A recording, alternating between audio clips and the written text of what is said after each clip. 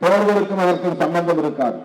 ஆனால் வாக்காளர்கள் இருக்கிறார்களா, அவர்கள் புலம்பெயர்ந்து விட்டார்களா, இறந்து விட்டார்களா என்று ஆய்வு செய்கிற நடவடிக்கை. அதை ஆங்கிலத்திலே இன்டென்சிவ் ரிவிஷன் என்று சொல்லுகிறார்கள்.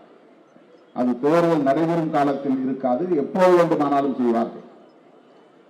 தேர்தலுக்கு முன்பு நடப்பது சம்மரி ரிவிஷன் என்று சொல்வார்கள்.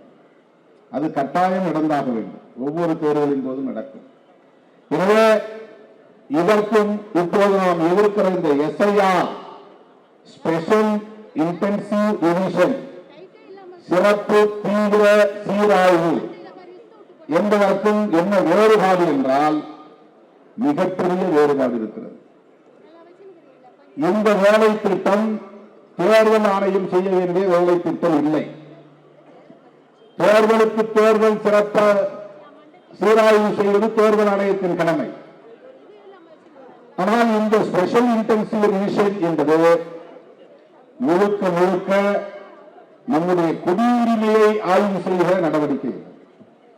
இவன் உண்மையிலேயே இந்த நாட்டை சார்ந்தவன் தானா, இந்த மண்ணின் குடிமகன் தானா, இவன் குடியுரிமை பெற்ற ஒரு வாக்காளரா என்று ஆய்வு செய்வதற்காக மேற்கொள்ளப்பட்டிருக்கிற ஒரு மறைமுக செயல் திட்டம். சிஏஏ என்ற ஒரு சட்டம் வந்தது. கொரோனா டைம்ல நாம் எல்லோரும் எதிர்த்து போராட்டம் நடத்தினோம்.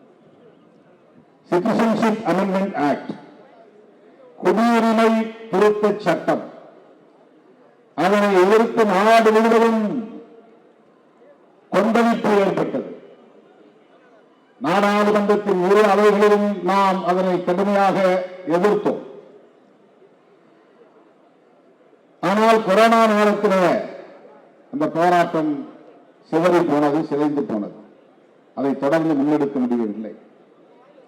சட்டங்கள் நிறைவேறிவிட்டன. அந்த சிஏஏ என்கிற சட்டத்தை அடிப்படையாக கொண்டு